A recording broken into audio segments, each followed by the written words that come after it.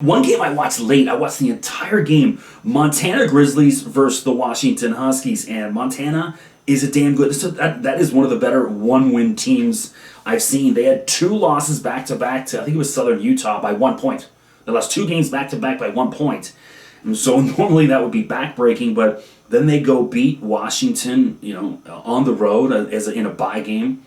And they look dominant, and they look really good. And so watch out for Montana. If that team goes on a 10, 12 game winning streak, I would not be surprised in their conference because they got some guys. Really enjoyed watching them. They got number 3 on their team is a kid named Josh Vazquez. He's a sophomore guard from Torrance, California. And he had a couple little nifty shots and, just a couple little floaters. He has this beautiful high arcing 3-point shot. It's like time stands still when he puts that ball up. So that's one of the kids I really like. And they got a bunch of veteran guys, but look out for Josh Vazquez on Montana.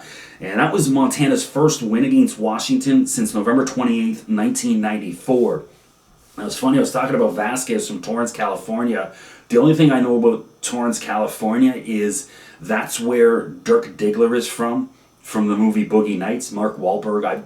I used to have a VHS copy of Boogie Nights, and I'm one of those dudes that puts on movies to fall asleep. I gotta fall asleep with the television on, and so back in the day, going back to the 90s and even early 2000s, I would throw on a VHS. That was one of my dozen or so VHS tapes I owned, and would watch it quite often. And so Torrance, California, the home of Dirk Diggler, and Montana's Josh Vazquez.